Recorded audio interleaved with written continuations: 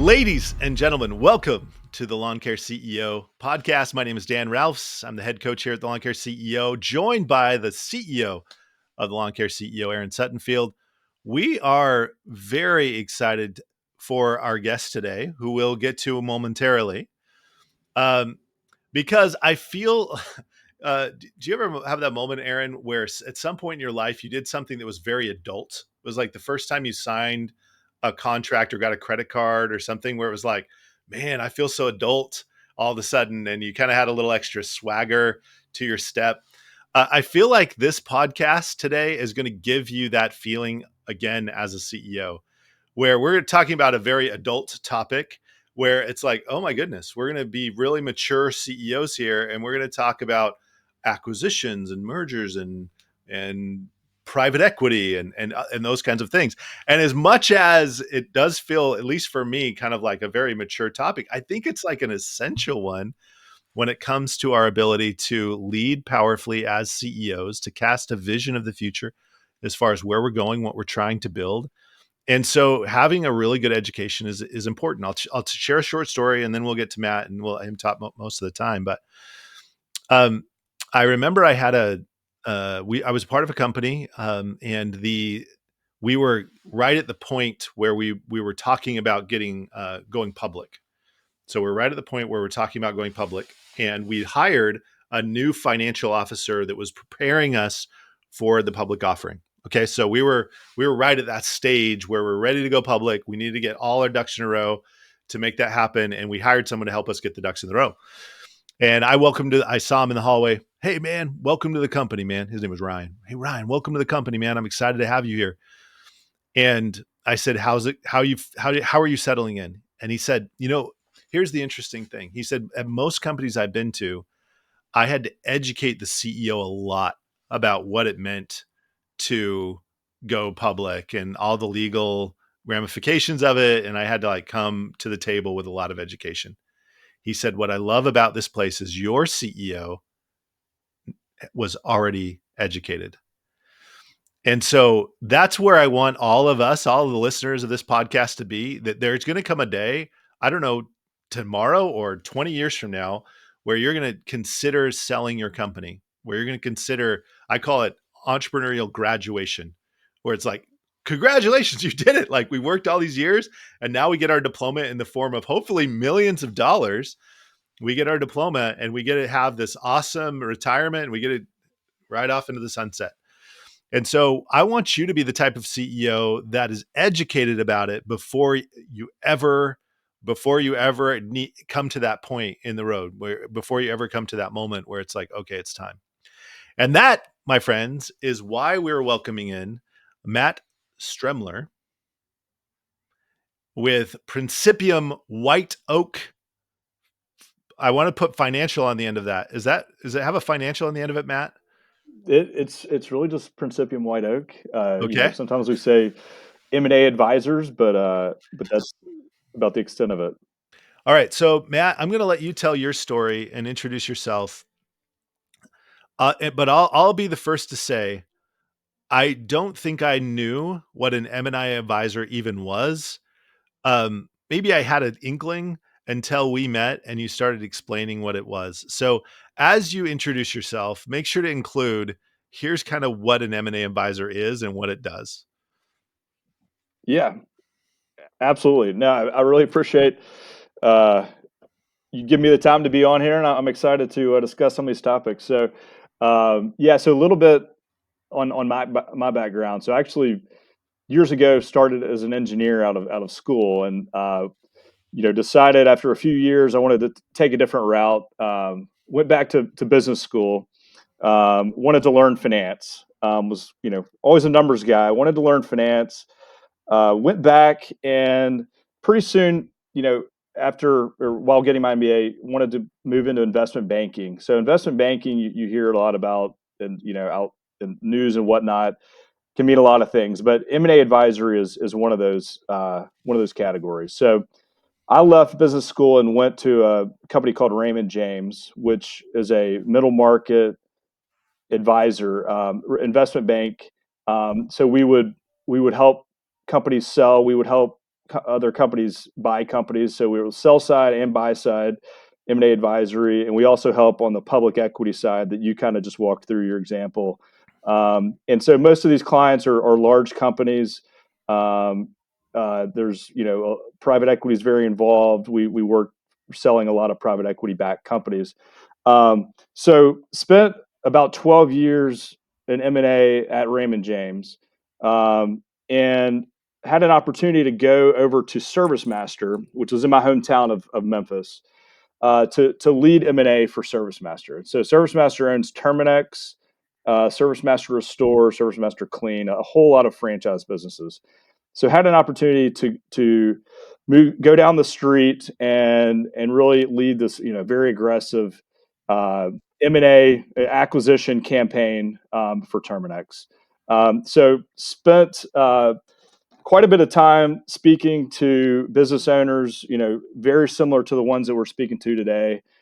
We were looking at businesses of every size, from 500,000 of revenue up to hundreds of millions of revenue, and we were really focused on buying whatever we could that fit the strategy. So in it within a year, we were being very aggressive. We were trying to acquire, 30 to 50 businesses a year. So as you can Mm, imagine, had to talk to a lot of different company owners out there, to fill a pipeline like that. yeah. So How we, hey, Matt, real quick, just real quick. How many would you have to talk to get 50? well, 50, I think at the end of the day, I think as we look back Is that and, hard? and kind of looked at that goal, yeah, that was, you know, even if we talked to, let's say, five or 600 in a year, um, and that's just some kind of contact with, getting 30 out of that is difficult. And so, I think we tempered our expectations a little bit, as we move forward, but still wanted to be as aggressive as possible because there were other companies out there being just as aggressive. So there was a lot more activity in the pest market at that time, and that's really where, you know ServiceMaster owned True Green, years ago, and spun it off into a separate company. And so a lot of the people I worked with had worked on True Green transactions, and so I became very interested in lawn care. Back then, even though I wasn't working on any of those transactions. So after running, sprinting through a little Mm, over a year of that type of activity, I decided to join up with another one of my friends who was still in the advisory business, the M&A advisory business. He had left Raymond James. We joined back up together to focus on advising these types of companies, the companies it- that Go ahead. yeah, and so again, just dumb it down a little bit for me, but it's sort of like being a real estate agent for business owners. Kind of like, hey, I'm going to help you stage your house and list your house. Is that kind of what it is? Yeah, it's it's that it's a it's financial analysis. It's being connected to the right investors out there, and so that's a big Mhm. part of it, is being deep in the industry, because you're going to have the full universe of potential buyers out there. Someone that's not deep in an industry might know of a few names. If you're the further you Yeah. get into it, that network and universe expands quite a bit, because we have people approach us for all types of private equity and other investors of, hey, we want to be in this industry.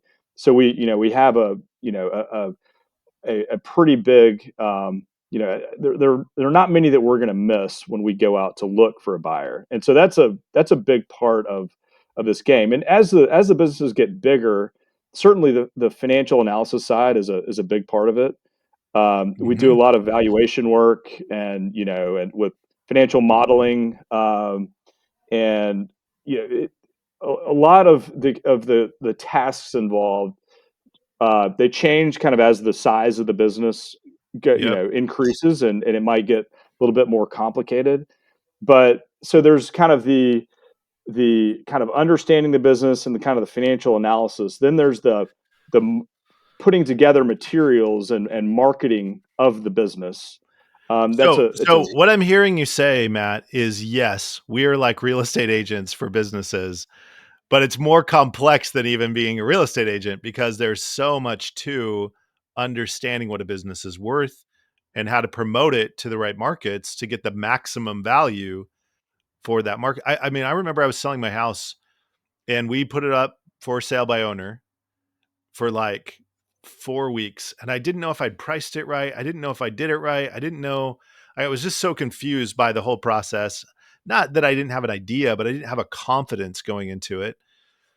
And sure enough, it sat on the market for 2 or 3 months. And I called my real estate agent, who I really liked, and he came in. And all of a sudden, I had somebody really to advise me on what to do with my this very important investment I had. And sure enough, a short time later, our house sold for a very good price. And at first, I was like hesitant because I was like, I don't want to pay that guy whatever it was, $200,000. It was a ton of money. It felt like, and it wasn't $200,000. Some of you are doing the math and being like, dude, how big was his house? No, it wasn't that. It was like whatever it was. And but that's kind of the role you play, is in that place of like, hey, you don't know what this world, but we do, and let us help you kind of navigate that world. Well, and the thing too, real quick, that we love.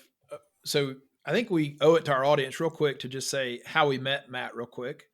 Oh yeah, Uh, good. we were at the NALP event, the Elevate event in Charlotte. We had a booth, and across from us was Matt's booth, and we're all kind of doing our thing in the conference area there, whatever, the showroom.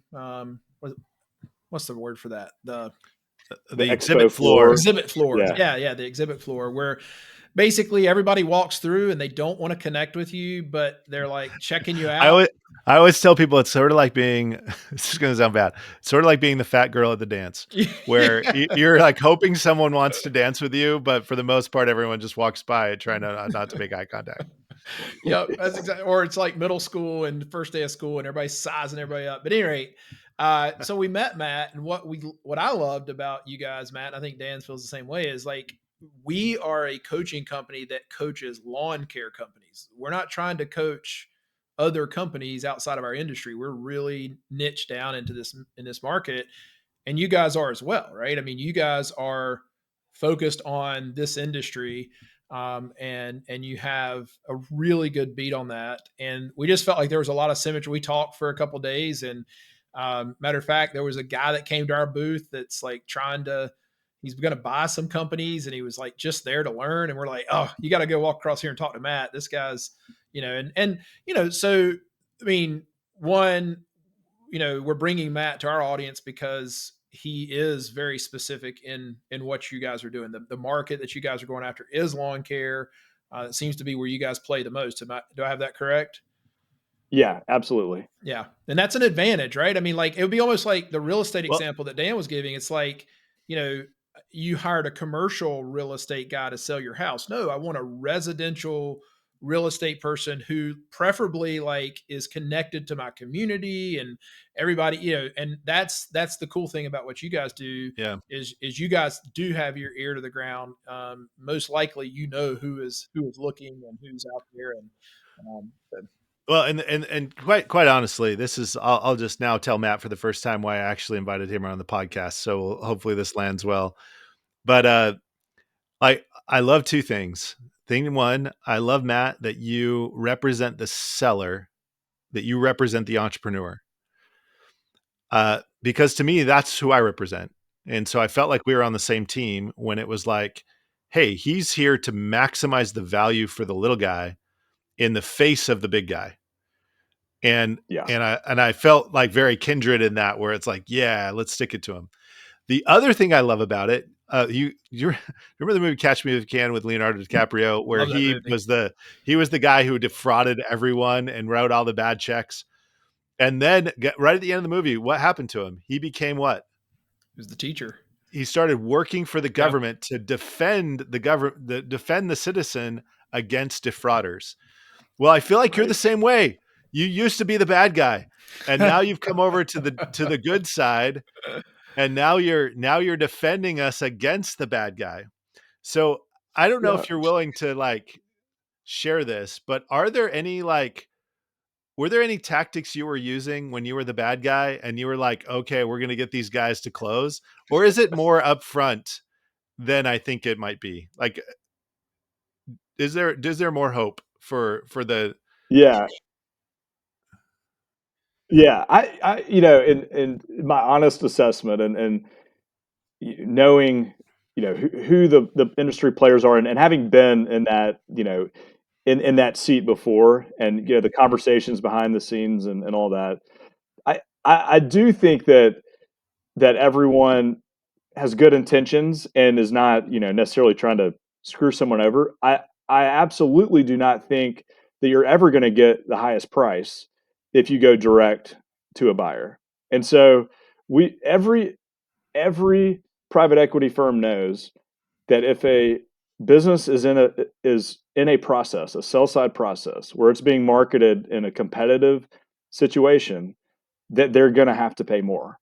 And and I would say that is, true 90% of the time. We have folks that come over to us all the time that say, "Hey, someone has approached me, they offered us this." And, we say, "Oh, we know 4 or 5 others that could be very interested, in something like this." And, the valuation might go up 25, 30%, from where it started. And so, yeah, so the folks that I know in the lawn care uh, world, the private equity groups that we are pretty well connected to. I think they're I think they're good people, and I think they actually appreciate sometimes where even though they're going to have to pay a higher price, they appreciate kind of the organized approach that a sell side process with an advisor can bring. We've kind of thought through a lot of issues. We've organized the data. We've gotten all the numbers ready. We've looked out for a lot of things up front, before it ever gets to that point where someone's looking at it. And so it takes a lot of frustration and time off the back end. And so, yeah. but back to your I shouldn't have villainized them. I shouldn't have villainized them. Literally, yeah, they're the people showing up with like trunks full of money. Millions of dollars. We probably yeah, should like be not villainize the guys showing up with trunks full of money. We're happy about that. right, We appreciate them. I guess what I was getting at is just your point, which is they're also not dummies. They're gonna fend for their own interest, and we want to make sure we have someone Well, fending for to ours. So that to that's that why. point, Dan, like let's keep on the real estate side of things. um, if I'm selling my home, first of all, I want a realtor who knows the market. I want a realtor who's going to get me the most eyeballs, and I want a realtor who represents me. I don't Mhm. want a realtor who's representing a buyer and then agrees to be my agent. Like that wouldn't. I mean, that would. No one would ever sell their home that way. And, my business is my largest asset right now, much larger than my home. And so, like, if I got to a point, I'm not there, and I don't think I'll be there for a number of years, if ever. Um, but I don't want, I would not want to go to one person. And by the way, I mean, think about it. How many private equity emails do I get a week, Dan? I think it's like 3 or 4 every week. I get phone calls. Um, the guys from Real Green hit me up today that started a little company, whatever their thing is. The point is like they're hoping that they catch me in a point where I'm like ready to sell and I just talk to them. That would be a huge benefit to the private equity. And so I didn't even know that Matt existed or anyone like Matt existed. Um, and so I think it's really cool as we're kind of entering this world, Dan, that we're learning. And I'm sure there's some others out there. I mean, we just met Matt. I love that he's in this space, only in the space. I love Matt's bio. I mean, Matt, tell a little bit about your experience. I mean, you've got a pretty stellar bio here. Graduated from Vanderbilt with a degree in engineering, and then went back to Vanderbilt with your MBA in finance. It's a pretty big deal. And then I love that you spent a lot of time, with the Service Master and Terminex guys. I mean that you've seen both sides of it. So I mean, you guys, and obviously your partners. You've got two partners, I think. Is that right? Yeah. Yep.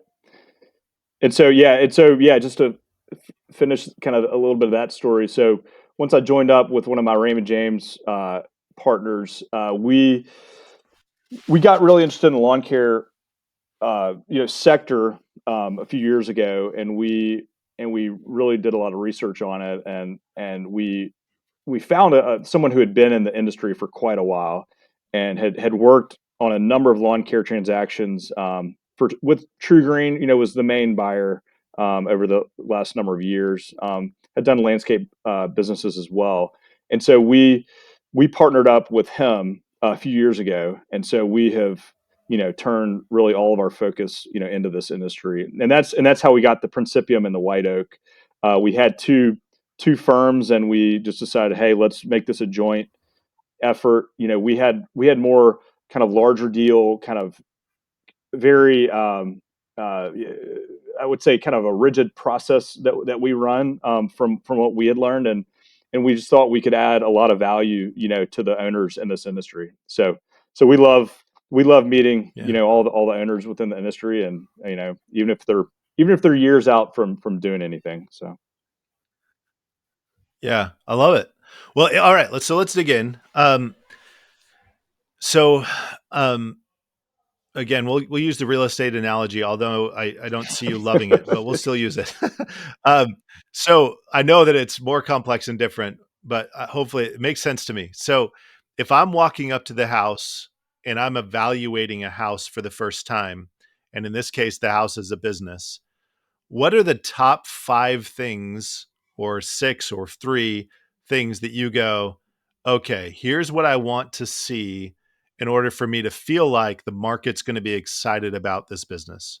yeah, yeah. So yeah, I mean, there's some key things. Kind of you start at the highest level, and you say, I mean, the first thing we look at are the financials and data availability. That is kind of the kind of tip is, hey, how are your financials? What can we get? Are they organized? You know, in a in a in a professional manner. Are you tracking all different types of revenues? Are you tracking costs? In a number of categories. We see things all the time where people haven't maybe taken the time to really organize the financials in a way, or haven't kept up, or perhaps folks that they buy inventory and they might not put it on the books. There are a lot of just accounting, kind of basic blocking and tackling accounting functions that are really helpful. And so we like to understand at a high level, how is your accounting work? How are your months close, and who's doing it, and on what basis are you accounting? And so kind of getting a clear picture. They don't have to be perfect. We just want to make And, sure. and is the reason you care about that is because you want to feel confident in the data, where you go, hey, what I see is really what's there, and not there aren't any hidden little corners that I haven't sorted out. Correct. Yeah. And so at the end of the day, when people get into this process, it's all about validation of what is in the numbers. And so if we can get a good sense for these numbers are, being taken seriously, and they are approaching it, in a reasonable manner, then we feel good, kind of at the onset. Kind of right below that is the data availability of all your operating data, all your customer data, your retention data. What system are you using, and is that going to match up with your financials? Are there going to be huge discrepancies, between your accounting software and then your operating software, whether it's Real Green or any of the others that are out there. And so knowing that that data is being captured. And so I think at the end of the day, if you can't, if there can't be some confidence around the numbers and confidence around the data that's been collected, then you're going to have a difficult time getting anywhere with a How buyer. many years back do you need that to be confident? I would think three would be reasonable. I think typically when folks dig in to the numbers, they're gonna really focus on the last 3 years. Of course, the more recent years, the more important. But if you feel fairly confident 3 years back, if you have history before that, then that's great too. I mean, Mhm. everyone loves to see trends um, over time, but yeah, I think 3 years is a pretty standard um, expectation. Yeah. And so, And when you look at the numbers, so you open the books, you feel confident that what you see is what you get. People, they've taken them seriously. What are you hoping to see in the numbers? What are you hoping the P&L tells you? What are you hoping that the balance sheet tells you when you're looking at some of those key numbers? yeah, I think, you know, really, one thing you have to do from the beginning is get a clean set of numbers. And this is it's very normal for business owners to have other expenses and whatnot that might hit the business that aren't necessarily reflect reflective of the business itself. Maybe there's just some other expenses that are personal in there. So once we kind of clean that up, and we can look at clean margins, we can look at gross margin, we can look at EBITDA margin. Again, I know everyone hears the EBITDA term thrown out all the time, but really, what EBITDA means is it's the cash flow of the business. For a business like this, other than your capex on equipment, and All right, we're going to pause you on a couple of phrases here that Aaron doesn't understand. I mean oh me. yeah, yeah, sorry, So sorry. so you said CapEx and you said EBITDA. So you were explaining EBITDA, but then you used CapEx to explain EBITDA, and then I got lost again. So CapEx, what's CapEx? Yeah, so that would just be your capital expenditures. That would be any sort of equipment, you know, facilities, anything that you are buying that's being capitalized onto the balance sheet. And so it's your trucks, Mm, it's your equipment, it's what you're depreciating every yeah. year. You should all nickname your new truck CapEx. You'd Yeah, be like, this is right, my right. CapEx right here. Yeah. And so there's typically there's a typical amount that people are spending in certain industries. So, in here we see, let's say 3 to 5% of revenue is being spent on replacing trucks and equipment, something in that range. But the EBITDA, most business owners look down to net income because, at the end of the day, they're paying tax, and they're trying to understand how much money is really hitting their bank account. EBITDA really is adding back your depreciation, which is a non-cash expense, amortization. Most of these businesses don't have any amortization. Um, Interest. So if you're paying interest, that's simply a choice that you're making on how to capitalize the business. You might have a lot of debt on the business, you might not. Um, that's that is added back for cash flow purposes. And taxes. It's before taxes. So when you look at what this business is producing in cash flow, um, that's really what they're focused on, is adding those items back. People can do it pretty easily on their own income statements, um, and so that's the multiples that you hear thrown around everywhere, um, on from the buyers, is all based on this EBITDA number. So it's And higher. what's the EBITDA number that if I had my business and I ran my little EBITDA calculation, and by the way, if you don't know how to do that, just ask ChatGPT and it will walk you through it.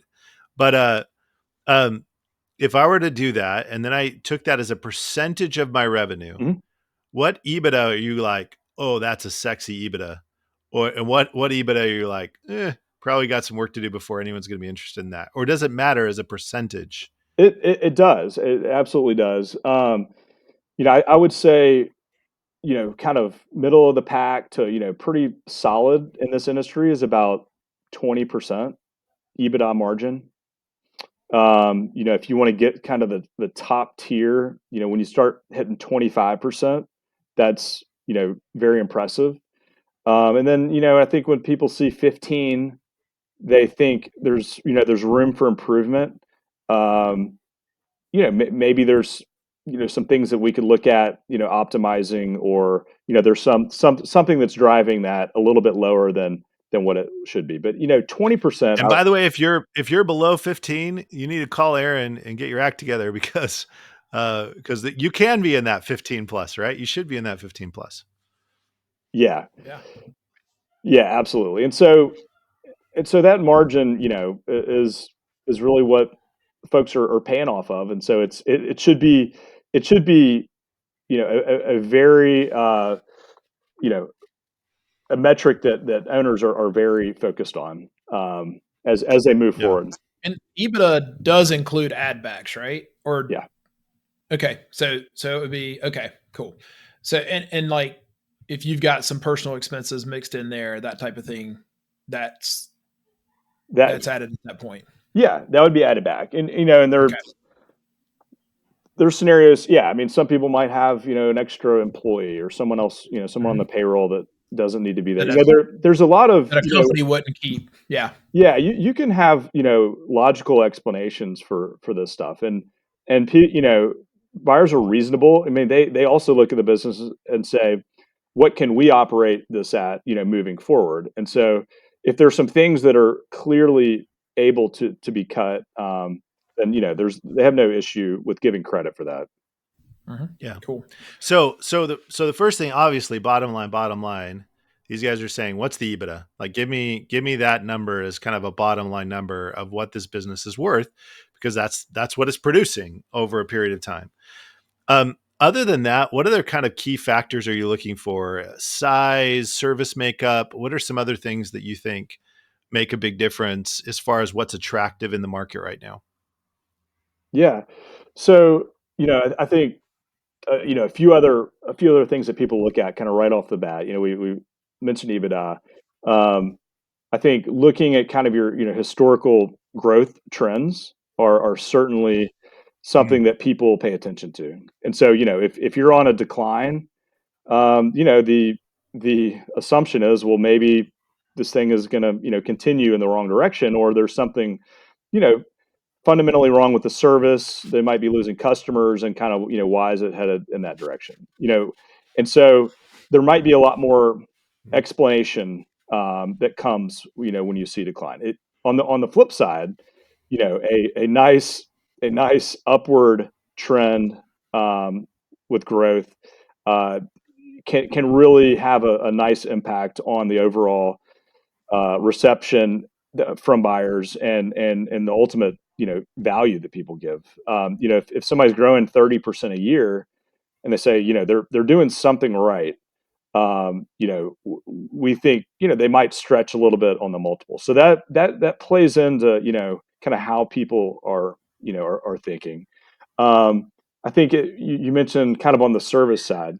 I mean, certainly, um, the recurring side, the recurring versus one time, type sales, is certainly a key thing. I think, but I think on top of that, so of course having a larger percentage of kind of that recurring base is good, but another thing that people look at is how much have they been able to cross sell. How many other services are they able to sell? And so, the Mm. more, if you have a customer that is, they're getting, they're kind of, recurring, fertilization, weed control. They're getting grub treatments. They're getting, shrub and tree treatments. They're, getting, overseed aeration every year. They're getting mosquito control. They're getting, So it's like the lifetime customer value of that individual client. You want that to be as high as possible. yeah, Well, and also Matt, what I hear you saying is I didn't hear you say lawn care and then they also sell them landscaping or lighting. It's like all services within the lawn care is what I just heard. yeah. I think the cleaner that they're folks are open to some, some level of other services for sure. There's not any business there.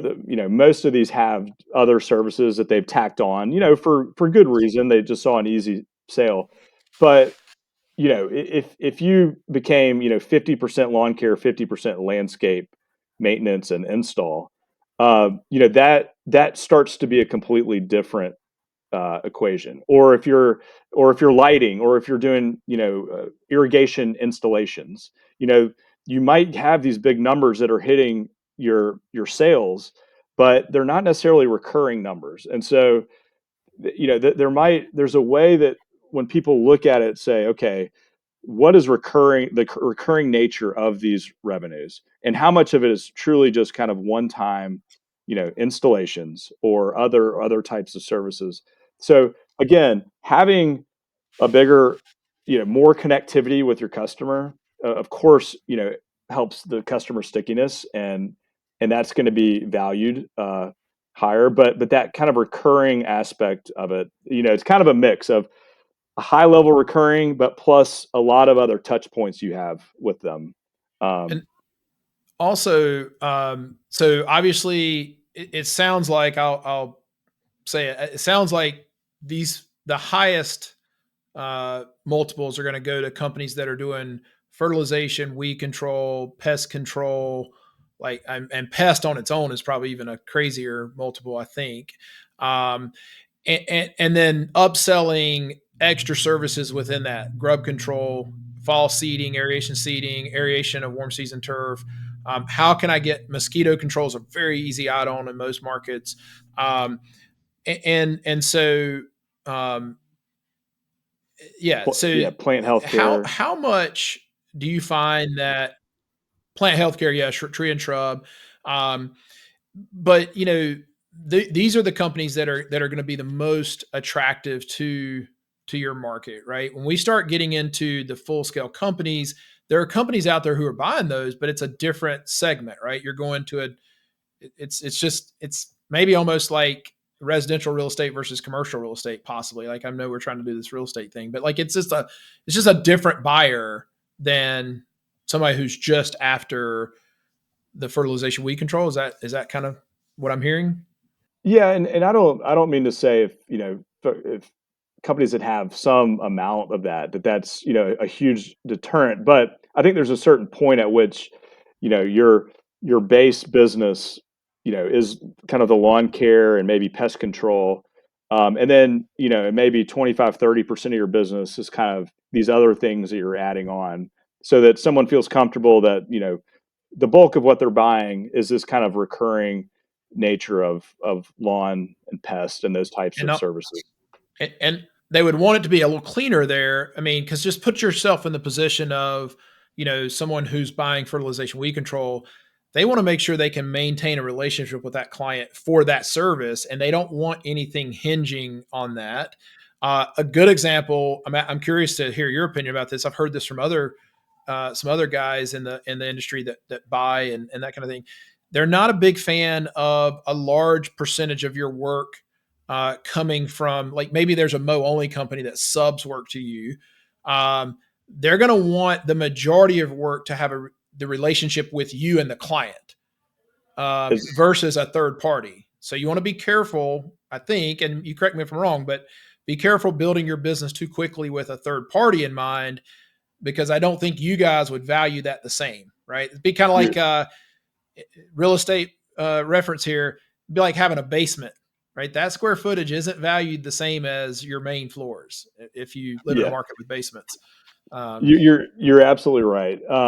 And so, yeah, having that direct relationship with the customer is valued most. I think where that comes into play a lot is, some folks that are on the commercial side, and commercial, most of these businesses are more residential focused for sure, and plenty of them have a nice, commercial piece, but having the direct relationship with the commercial customers is a lot better than having, one with a large landscaper where you're servicing 500 different lawns underneath them. And so that would be would be discounted, and maybe in diligence they'd have to really understand that relationship. They would see that as a risk of, could they just drop us, and go find someone else to do that service. So you really want to have the direct relationship, on the And residential so one of residential the side. things I'm asking, I hear somebody asking themselves, at least in my ear, is, so what about if I don't do fertilization and weed control? I have a great little lawn care business. I maybe do some installation. I do some mowing. I maybe do some irrigation stuff. Is there value in the business like that? Is there market for a business like that?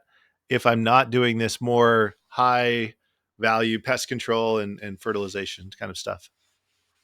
Yeah, so I guess it depends on if we're talking residential side of things, on that kind of landscape type, residential landscape. The market has really not developed there from a buyer perspective as much as it has on the lawn care side. On the commercial side of landscape, it's it's been you know it's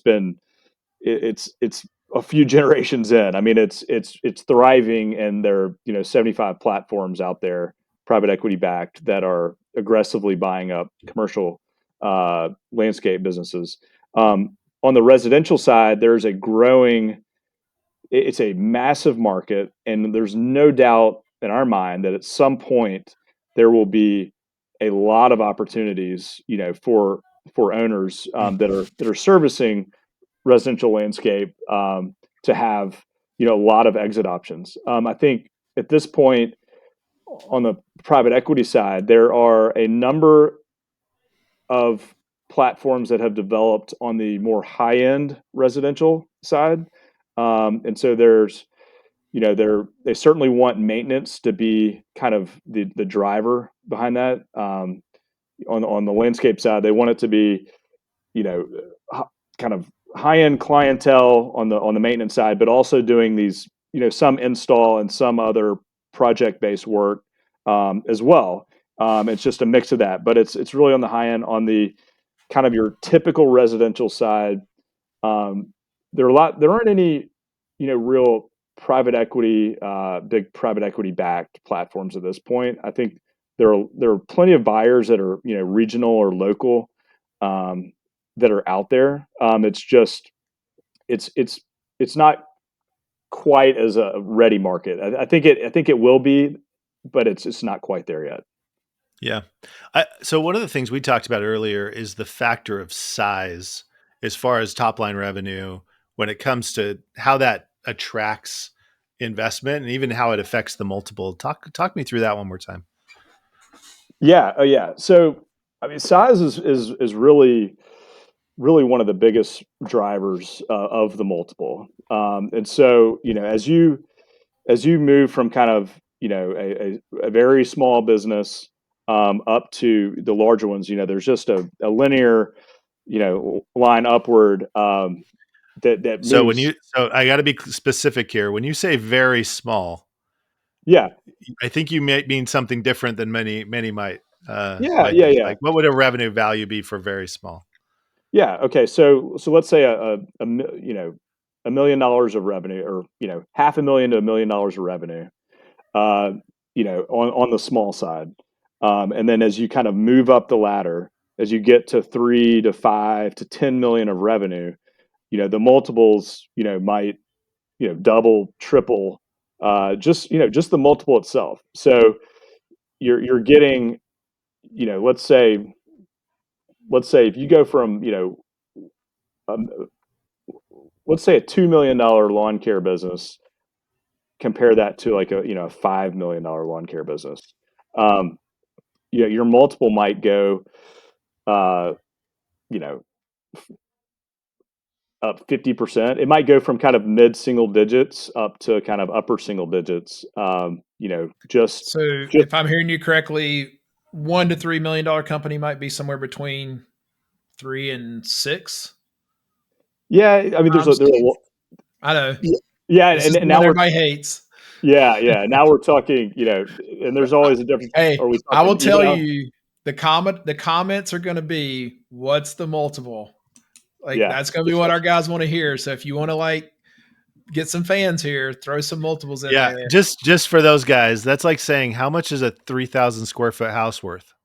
Yeah, yeah, Very right, true. right, And But it's right. like, but so I know you've there's a lot sold that goes into it, me. but So give I mean, us a like, range, maybe a what is the range. range? Like a $1 to $3 million revenue company, what would be the multiple that they would pay on EBITDA? Low end, high end that you've kind of seen Yeah, and we're talking 1 to 3 million of revenue, right? of It's revenue. Oh yeah, yeah, yeah. Are you talking revenue or are you talking EBITDA? yeah, yeah, revenue. Yeah, yeah, Okay. revenues. Yep. So yeah, probably on the small end, maybe 5 times, maybe Okay. 4 or 5 on the very small end. So let's say that bucket at 1 to 3 million of revenue, you might be in the 4 to 6 or 7 type multiple. Now, again, back to Dan's point, i- if a business is in a great strategic spot that is easy for one of these larger ones to tuck into their existing operation, that number can go up quite a bit. Especially when you get a couple of suitors like that, where it can be just a nice geographic fit. Um, What's a good geographic location, yeah, Matt? Like right. How do you Charlotte, like the maybe. southeast? Yeah. Yeah. Uh, but like, okay, so if we just kind of say, okay, well, that 4 to 6 range, and then you go up towards, I'm just going to throw out 10 million of revenue. That's a big lawn care business. I would think that that's going to go for in this day and age at least a 10 multiple. Um, uh, Again, we're not margins. We're throwing out revenue numbers and EBITDA multiples. So there's a little bit of Not a really good kind correlation, of a right? translation that has to be done there. Yeah. Um, but yeah, I mean, if the way people think about EBITDA, people think EBITDA multiples. So yeah, I'd say anywhere in that kind of mid single digits up to towards double digits, and then once folks get to that size and bigger, we've seen in the market people going well above 10 into the teens. Yeah, that's Um, fascinating. yeah, So and so so size does matter. Size does matter in this case. size, yeah, absolutely matters.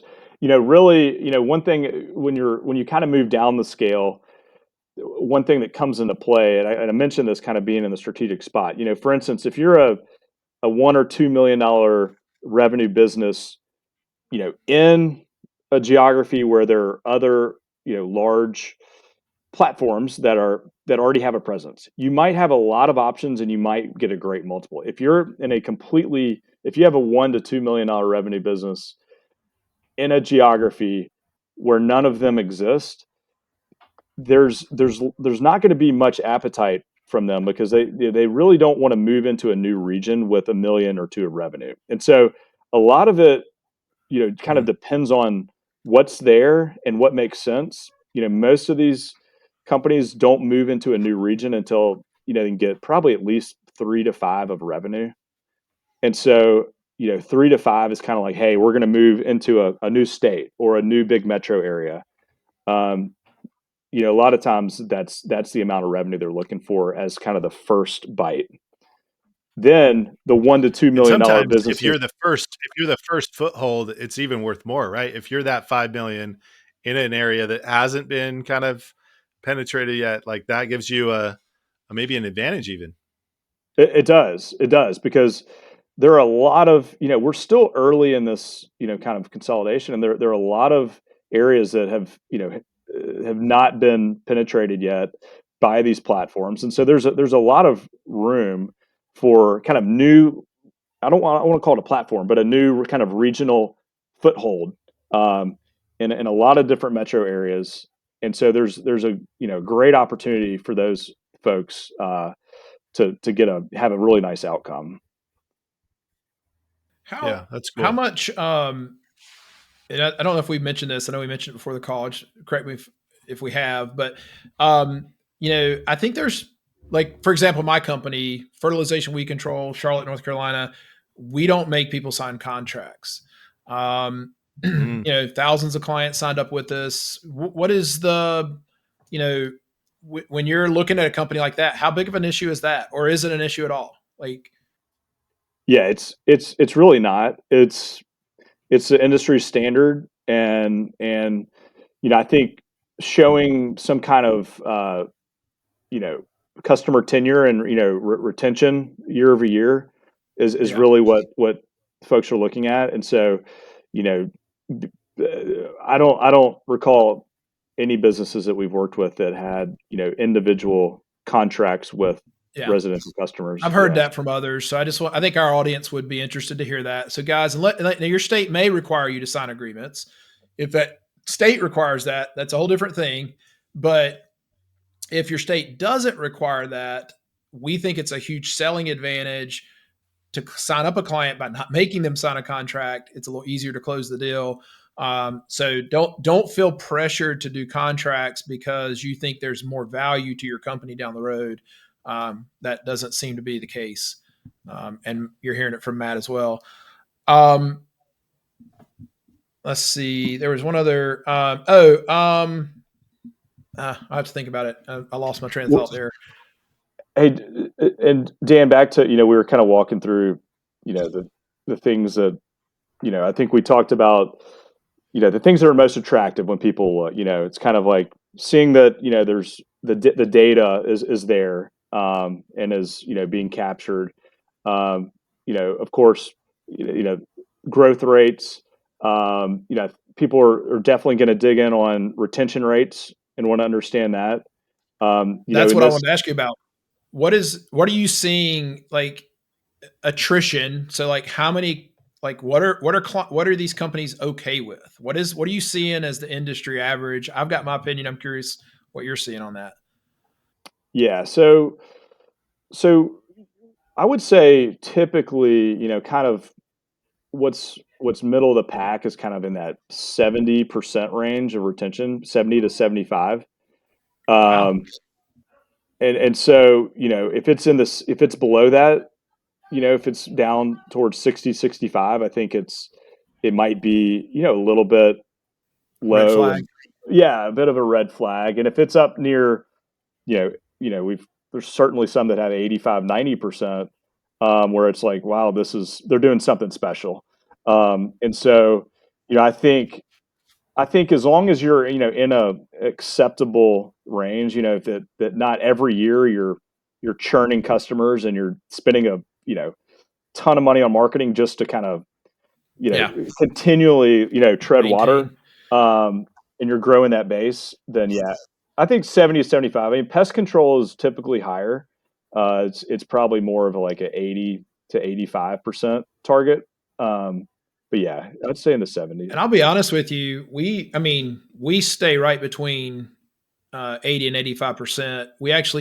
We coach to that number. We think that's the goal in lawn care. Certainly, lawn care. The biggest difference between lawn care and pest is lawn care. We're dealing with a living organism. Like there's a lot of things that can go wrong that are out of our control. We can do everything perfect. And in pests, you're dealing with dead organisms. Yeah, you just got to kill things. Right. It's not that simple, but you're not trying to keep things alive. There's a big difference in Yeah. killing things and keeping things alive. Especially in like a market like Charlotte, there's a transition zone. There can be weather Yeah. factors can totally wreck what we do, and the consumer's just not very educated. And so there's going to be a natural attrition to your company that if you're out there and you're a lot of guys, especially when they're newer, they take it personal, and they just especially when they're in that 300 to 500 client count range and they're just getting started, take that stuff personal. I mean, a great example is my neighbor is a client. My personal homes on our program, the same truck treats both yards. I've forgotten more about lawn care than that guy will ever know, and guess whose yard looks better? It's just infuriating to me. His looks better. He doesn't even get all of our services. He just has great soil. He has a lot of factors that are just out of our control. And I promise you, I want to look better than him, right? Like it's just, but again, those are all things that are going to come into play here. And so if you're thinking about getting into lawn care, you need to realize this. Like you'll drive yourself nuts if you're trying to achieve like 90, 95% in this industry. It's not going to happen. I love, honestly, Matt, hearing 70 to 75% is acceptable, because I think my company and the ones that I work with, we far exceed that. So that's awesome. And Yeah. and I think, all the people that I talk to about this seem to be striving for that 85% number. I don't think they're hitting it all the time, but certainly I think 80 is doable. Remember the Um, guy who claimed he had 100%, yeah. and we didn't believe him? Yeah. I still don't, So, by the way. so hey, we only have a few more minutes with you, Matt. Let me ask just quick thoughts on this idea. If I'm a little company, little, like if I'm at that 250, 300, 500K range in top line, like what advice would you be giving that guy that wants to sell 5 years from now or 8 years from now? Like what advice would you be giving them is like, what should I be focused on? What should I be thinking about, paying attention to? Uh, could you give a quick answer to that? I know there's a lot to it. Yeah, yeah, yeah. I mean, there's a lot. I would say one, you know, keep your eye open. I mean, if you're, I guess you're 3 to 500 customers. I think one way that some companies have grown, you know, really impressively is just tacking on, small acquisitions from other providers. Whether it was kind of one guy, a one man truck type, operation, or whatnot. I think there are ways to really scale your business. If you find somebody that you trust that has done that, and ways to finance it, usually potentially through some kind of seller note where it's no cash out of your pocket, and you can kind of just potentially bring them on board. But I think growing that business, putting the right management in place, not I Mm. mean, I know this is what you guys are coaching, but not be the guy who's We'll pay you after the call, Matt. Thanks. yeah, who's doing everything. Who's out there, you know, servicing yards, who's also, trying to do the books, who's also managing customer service. I think it's hard and it's easy for me to say. I'm not the one trying to grow a small business, to kind of take that next step. But I think when when you get to that point to sell and you're 3 million, or you're 5 million of revenue, or whatnot, having some infrastructure in place and being able to show that, especially for the owner, that, hey, I can step out of this completely. I mean, this is everyone's dream. So I'm getting a little bit, ahead of, your question here, but No, Keep going. preach on, yeah, preach but on. This is what we yeah, believe I in. mean, there are a lot of situations where it's really hard to separate the owner from the business, and that leads people in a very difficult spot. And so the best thing is when they can step out, they can add back their entire salary. We were talking about add backs earlier, and say, hey, you don't need me, throw my salary back into the EBITDA, and this thing can function on its own. We have a great branch manager. That's all they're going to be needed for, or perhaps they can join a team with some other operation that's already there. And so being ready for that, I think Yeah, is I love key. it. I got two real quick things I want to ask. First of all, Matt, you made so as somebody who's built a culture based business, I think I have a really good culture in my company. Not perfect, no company is, but I think generally our team is great. They like being here. I'll be honest with you. One of my big fears about selling my company is, number one, what's the right time? But that's a whole nother discussion. But what happens to the people that are left behind? You know, what percentage, and I know that it varies, but how like what percentage of the time do you think it works out well for the people left behind versus it was kind of a roll up and they kind of just took the clients, and I'm sure the smaller the company, um, that can happen more, but maybe there are opportunities um, for those people. Dan and I, we know a home improvement company here in Charlotte that sold, and the general manager of that said, "Listen, it was a great thing for me. I was able to. Our team had, you know, there was more money coming in, there was more opportunities. We're part of this larger company. It was a good thing." But I'm just curious, like, is that just such a broad question? It's hard to answer, but I mean, that is my fear, is selling, and then the people that I care about and building all this culture, that may be going away, or just, I mean, there's always going to be change, but like, can you, and I know I'm dancing around some of this stuff here, but Yeah, yeah. No, I mean it's every owner is concerned about that, and I mean the way most of these platforms are operating right now is that they're keeping the brand names. Again, size always comes into play here as we're talking through these discussions, but they're keeping a portfolio of brand names, and then what they'll do is they'll some really small ones they will tuck in to that existing into that existing brand that happens to be in that region. So you know the intention is really to keep everyone. I mean, they buy these businesses, one to buy the business and the EBITDA and the revenue, but also the people. The what you've done, to bring these people together and establish this culture. They don't want to screw that up, and so from from our experience, they try to mess as little as possible with what is going on there. There's certainly going to be some changes. There are going to be some things with, let's say you're now buying, through their system. You're trying to get some synergies in certain ways. Perhaps payroll is done a little bit differently, but they want your branch manager and they want to keep um, things to feel as normal as possible, the same culture. I think depending on the buyer, I think for someone like a, let's say, True Green, that is going to day one rebrand it as a True Green, and and kind of convert everyone into a True Green employee. And I'm not picking on True Green, it's just the larger the business, probably the more I don't want to call it disruption, but the more things are going to change. And so a lot of these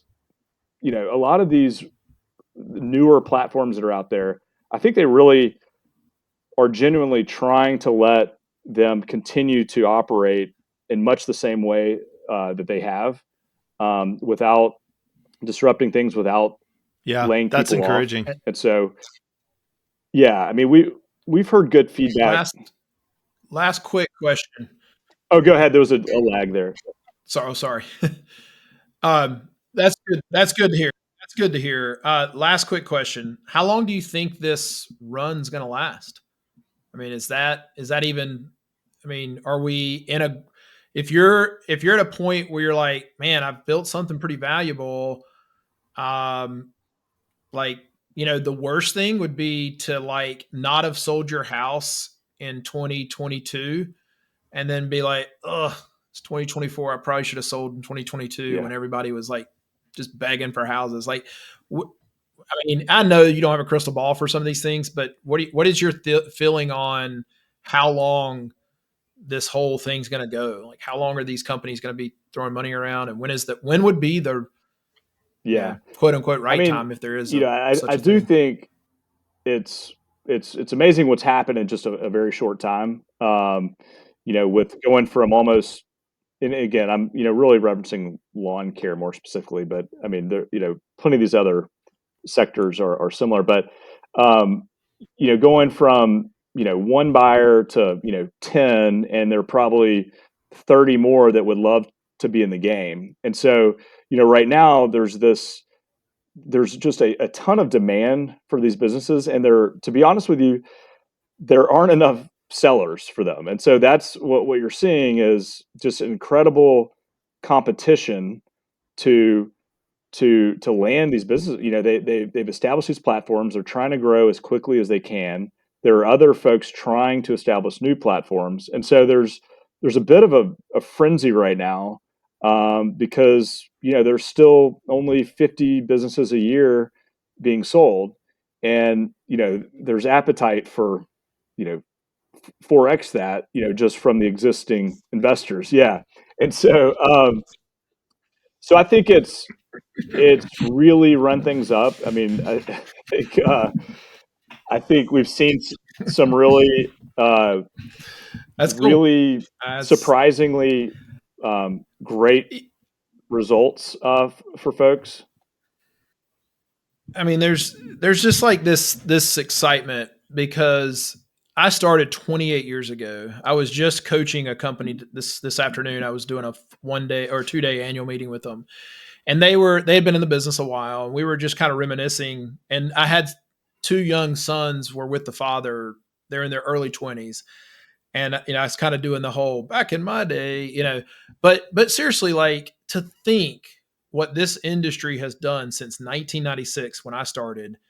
I mean, for someone to spend $10,000, and even in today's dollars, like if you were to equate that, would it be close to maybe 15 to 20,000?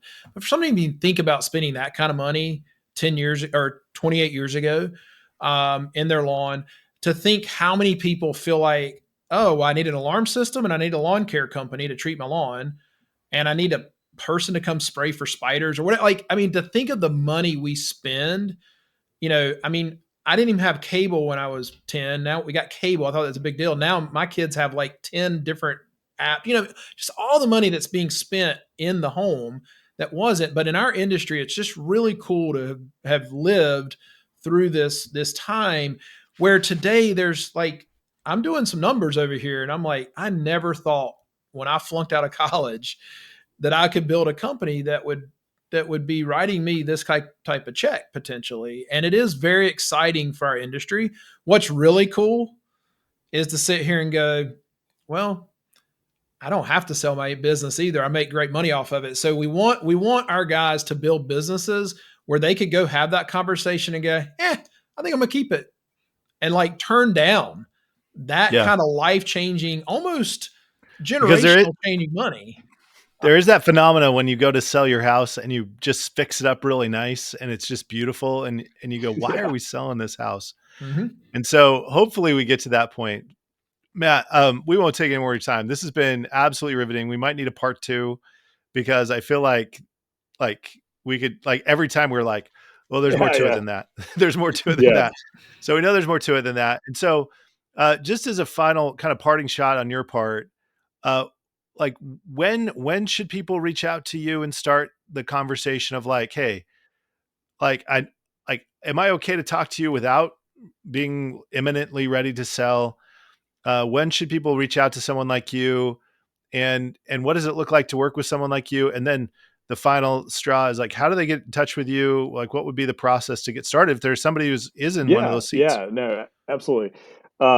Yeah, I mean, we like to, you know, we like to make the introduction early, and you know, we're always happy to have conversations with anyone, you know, just to say, hey, we're happy to kind of hear your story, hear what you've got, you know, give you some tips, or you know, kind of tell you what the market is in your area, or who we see kind of coming in, and kind of give you like a broad understanding of the market, and give some tips on things that, hey, you should focus on this, and you know, we'll just kind of stay updated with you, you know, once or twice a year, and feel free to ask us questions along the way. And so really, I mean, we many times we talk to people over multiple years, um, and so really, what you know, at at the point where someone is ready to do something, so we don't charge any kind of fees or anything for that type of, you know, just advice, and kind of,